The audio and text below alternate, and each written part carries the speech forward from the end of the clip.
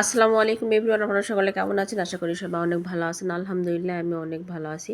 আজকে আমি আপনাদের কাছে আরেকটা রেসিপি নিয়ে চলে আসলাম, আলুর দম।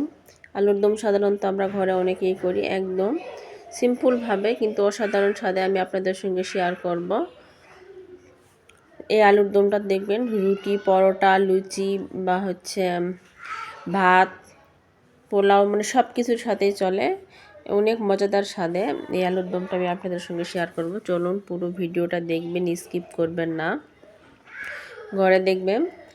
বিশেষ করে রুটি, পরোটা, লুচিতেই সকাল বিকালের ঝটপট নাস্তার সঙ্গে এভাবে আপনারা এই আলুর দমটা করার জন্য প্রথমতই এই যে আমি মাঝারি সাইজের আলুগুলো সুন্দর করে সেদ্ধ করে একদম ছিলে নিয়েছি।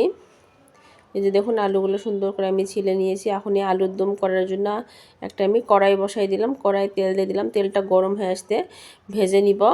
কড়াইটা ভালোভাবে গরম করে নিতে হবে, নাহলে আলু ভাজতে গেলে কিন্তু আলুগুলো লেগে লেগে যাবে।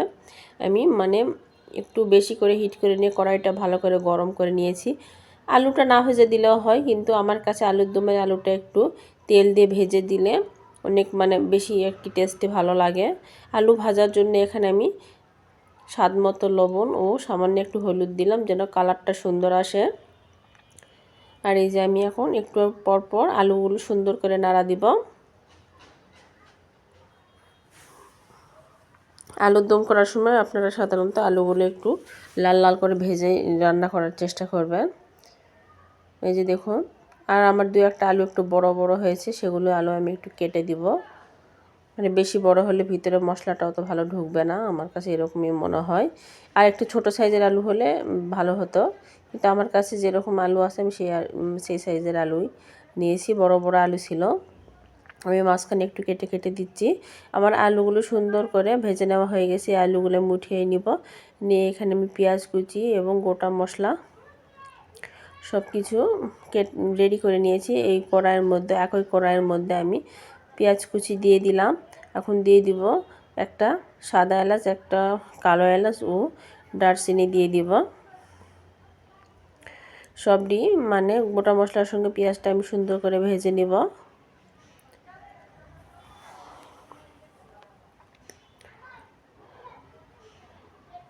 দেখুন আমি দিয়ে দিলাম তেজপাতা। এখন সুন্দর করে ব্রাউন কালার করে ভেজে নিব। এখন এখানে দিয়ে দিব আস্ত জিরের ফোড়ন।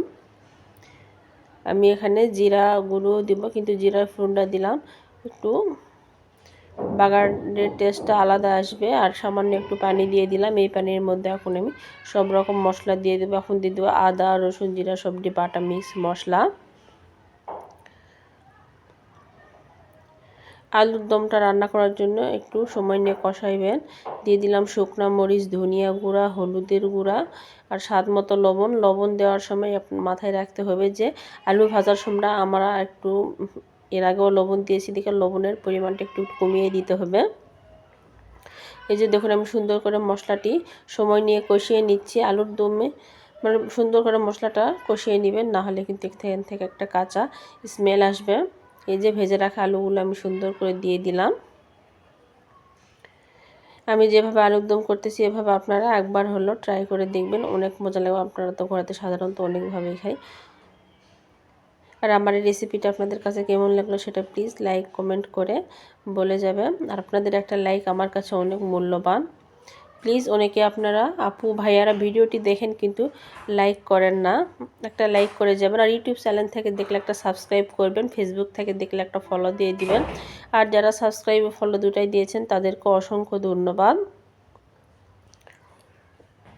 এই যে দেখুন এই মশলার মধ্যে আমি সুন্দর করে আলুগুলো আরেকটু কষিয়ে নিচ্ছি। আলুগুলো কষিয়ে নিতে আমি সামান্য একটু পানি দিয়ে দিলাম। এই পানির মধ্যে আরেকটু আলুটি কষিয়ে নিব।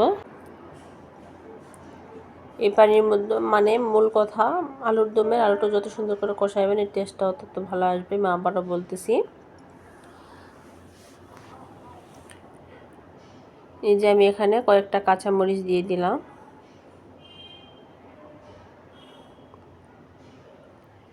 আর দিয়ে দিলাম ধনিয়া পাতা।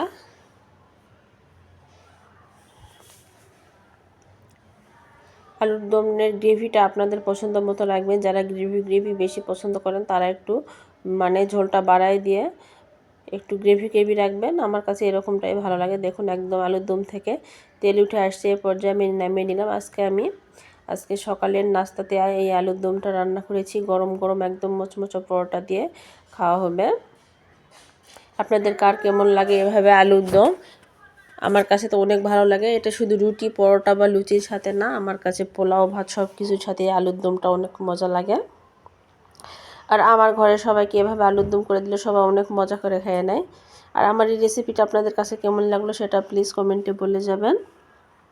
আর প্লিজ একটা সাবস্ক্রাইব করে বন্ধু হয়ে পাশে থাকবেন। আল্লাহ হাফেজ।